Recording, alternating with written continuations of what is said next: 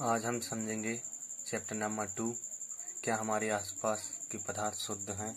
Is matter around us pure? तो इसके मैंने मेन पॉइंट्स नोट्स कर लिए हैं। उनके द्वारा हम आसानी से इस चैप्टर को समझ सकते हैं, जो आपको इस चैप्टर को बहुत आसानी से समझने में मदद करेंगे। मिश्रण एक से अधिक तत्वों या यौगिकों के किसी भी अनुपात से मिलाकर बनाया जाता है। एक साधारण व्यक्ति के लिए शुद्ध का अर्थ होता है कि पदार्थ में कोई मिलावट न हो, लेकिन वैज्ञानिकों के लिए ये सभी वस्तुएं विभिन्न पदार्थ के मिश्रण हैं। शुद्ध इसका तात्पर्य है कि उस पदार्थ में मौजूद सभी कण समान रासायनिक प्रकृति के हैं। एक शुद्ध पदार्थ एक ही प्रकार के कणों से मिलकर बना होता है। मिश्रण दो प्रकार के होते हैं: समांगी मिश्रण, विषमांगी मिश्रण। समांगी मिश्रण अथवा विलयन पदार्थ को अलग अलग न देखा जा सके। जैसे हम देखते हैं कि उदाहरण के तौर पर जल में चीनी को हम अलग अलग नहीं देख पाते हैं, क्योंकि चीनी उसमें पानी में घुल जाती है और नींबू का रस घुल जाता है, वो अलग अलग नहीं दिखाई देता। विषमांगी मिश्रण पदार्थों को अलग अलग देखा जा सकता है। जैसे कि हम देखते हैं कि हम एक गिलास पानी लें और उसमें रेत डालें तो वो अलग दिखाई देता है, हमको रेत अलग दिखाई देती है, तो ये एक विषमांगी मिश्रण का उदाहरण हो सकता है। विलयन दो या दो से अधिक पदार्थ का समांगी मिश्रण है। समांगी मिश्रण हम पहले भी पढ़ चुके हैं कि उसमें अलग अलग नहीं देखा जा सकता है, तो विलयन एक समांगी मिश्रण है जिसकी बनावट समान होती है। उसकी बनावट एक समान होती है। उदाहरण नींबू जल, हमने पहले भी उदाहरण ले चुके हैं इसका। सोडा जल। हम एक विलयन को ऐसे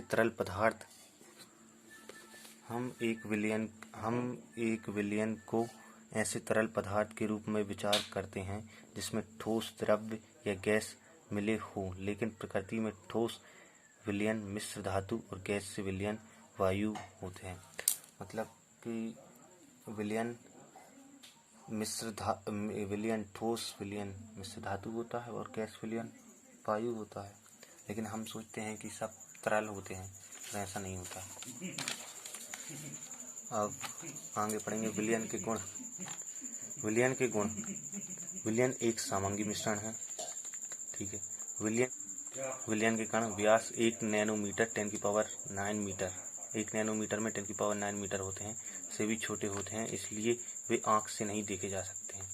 अपने छोटे आकार के कारण विलयन के कण गुजर रही प्रकाश की किरण को फैलाते नहीं, इसलिए विलयन में प्रकाश का मार्ग दिखाई नहीं देता है। छानने की विधि द्वारा विलेय के कणों को विलयन में से पृथक नहीं किया जा सकता है।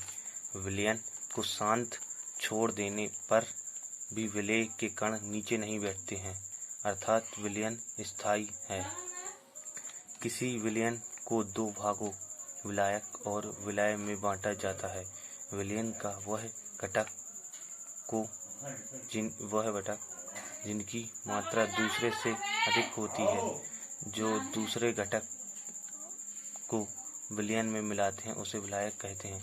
विलयन का वह घटक प्राय कम मात्रा में होता है, जो कि विलायक में घुला होता है, उसे विलेय कहते हैं।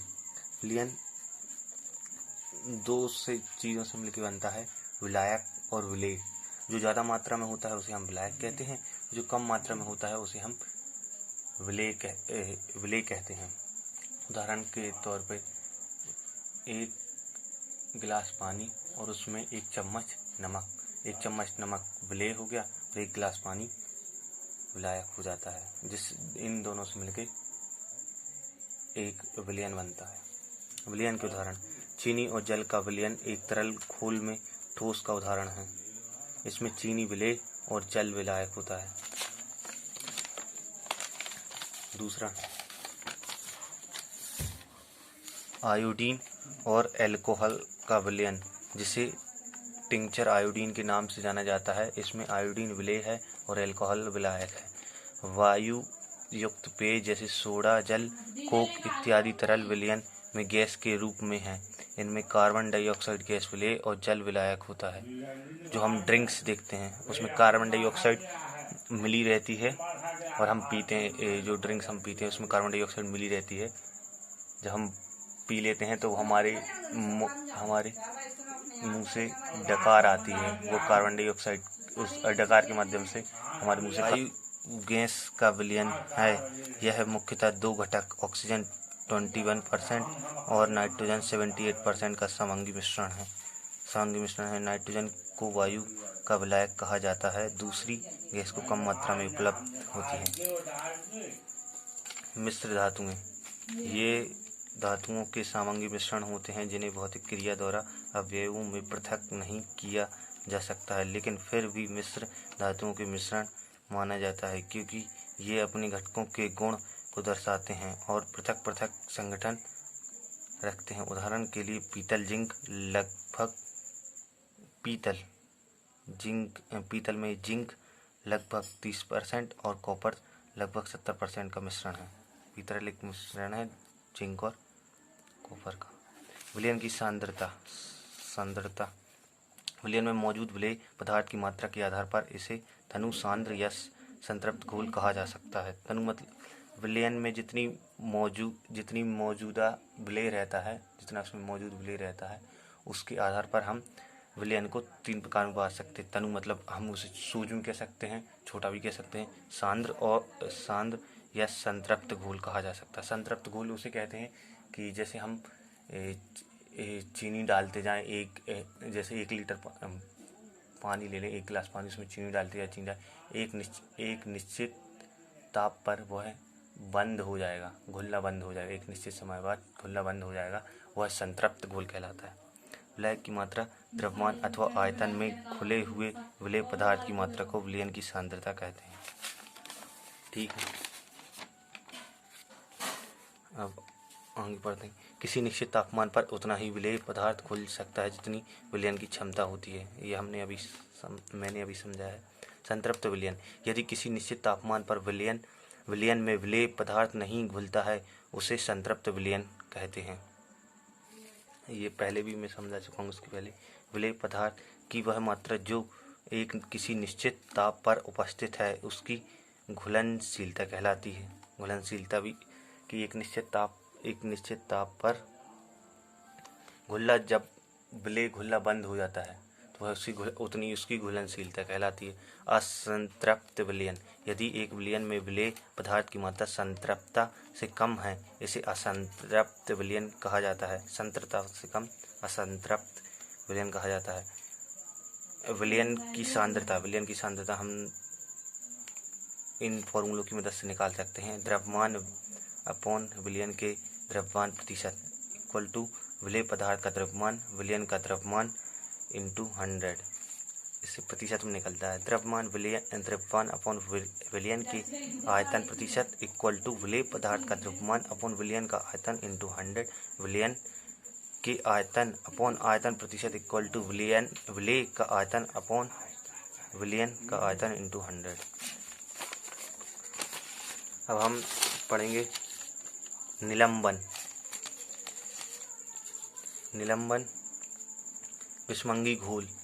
विषमांगी घोल जो ठोस द्रव में परिक्षेपित हो जाता है निलंबन कहलाता है। निलंबन एक विषमांगी मिश्रण है जिसमें विलेय पदार्थ कण घुलते नहीं हैं बल्कि माध्यम की समष्टि में निलंबित रहते हैं। ये निलंबित कण आंखों से देखे जा सकते हैं। निलंबन के गुणधर्म, यह एक विषमांगी मिश्रण है। ये कण आँखों से देखे जा सकते हैं। ये निलंबित कण प्रकाश की किरण को फैला देते हैं। जब इसे शांत छोड़ देते हैं तब ये कण नीचे की ओर बैठ जाते हैं, अर्थात निलंबन अस्थायी होता है। छानन विधि द्वारा इन कणों को मिश्रण से पृथक मतलब कि अलग किया जा सकता है। जब सभी कण नीचे बैठ जाते हैं तो निलंबन समाप्त हो जाता है तथा विलयन में प्रकाश की किरण का प्रकीर्णन रुक जाता है, फिर प्रकाशीकरण आर पार नहीं जा पाती। कोलाइड्स के कण विलयन में समान रूप से फैले होते हैं। निलंबन की अपेक्षा कणों का आकार छोटा होने के कारण यह मिश्रण समांगी प्रतीत होते हैं, लेकिन वास्तविकता में कोलाइड्स विषमांगी मिश्रण है। जैसे दूध हमको समांगी मिश्रण लगता है, लेकिन वो विषमांगी मिश्रण होते हैं। उसमें दूध के जो वो कण होते हैं वो अलग अलग दिखते हैं, और पानी के जब हम उसको पानी में मिला देते हैं, दूध को पानी में, तो पानी और दूध के कण अलग अलग समझ में आते हैं। विषमांगीकरण जैसे दूध। कोलाइडल कणों के छोटे आकार के कारण हम इन्हें नहीं देख सकते। ये कण प्रकाश की रोशनी से फैला देते हैं।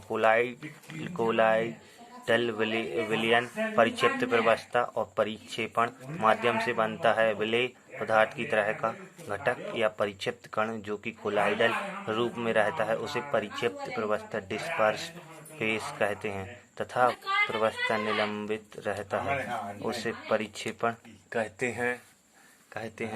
कोलाइडल को परिक्षेपण माध्यम, ठोस, द्रव्य या गैस की अवस्था और परिक्षेप्त प्रवस्था के अनुसार वर्गीकृत किया जाता है। कोलाइडल दो चीज़ों से बनता है। कोलाइड विलयन, एक तो विलयन है, वो तो दो ही चीज़ों से बनेगा, विलेय और विलायक। तो जो विलेय पदार्थ होता है उसे हम परिक्षेप्त प्रवस्था समझ सकते हैं या परिक्षेपण माध्यम समझ सकते हैं, और विलायक उसे हम कह सकते हैं परिक्षेप्त प्रवस्था। डिस्पर्सिंग मीडियम को द्रव्य अवस्था और परिक्षेपण अनुसार वर्गीकृत। अन्य उदाहरण परिक्षेप्त प्रवस्था, द्रव्य, ठोस, गैस, द्रव, परिक्षेपण माध्यम, गैस। एरोसोल कहते हैं, उदाहरण कोहरा, बादल, कुहासा। ठोस और गैस एरोसोल, धुआं, स्वचालित वाहन का निथार। गैस, द्रव्य, फोम, शेविंग क्रीम। द्रव, इमल्सन, दूध। ठोस, द्रव, सोल, मैकेनीसिया, मिल्क और कीचड़। गैस, ठोस से फोम बनता है, रबड़, स्पंज और प्यूमिस जेली। द्रव्य, ठोस, जेली, पनीर, मखसूल, रंगीन पत्थर और दूध या कांच। टिंडल प्रभाव, प्रकाश की किरण का फैलना टिंडल प्रभाव कहलाता है। टिंडल नामक वैज्ञानिक ने इसकी खोज की थी। एक कमरे में छोटे छिद्र के द्वारा, एक छिद्र मतलब होल कह सकते हैं, जब प्रकाश की किरण आती है तब वहाँ पर एक छोटे होल से प्रकाश की किरण आती है, वहाँ हम टिंडल प्रभाव को देख सकते हैं। यह कमरे में मौजूद धूल और कार्बन के कणों के द्वारा प्रकाश के फैलने के कारण होता है।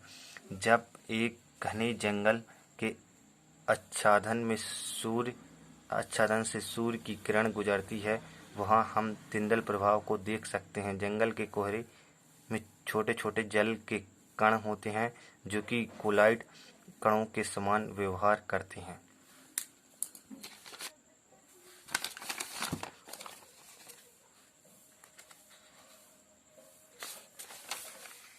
ये हमने चैप्टर नंबर 2 को पार्ट 1 में डिवाइड किया है। ये पार्ट उसका 1 है, कंप्लीट हो गया। पार्ट 2 में उसकी विधि को हम समझाएंगे। ठीक है, थैंक यू।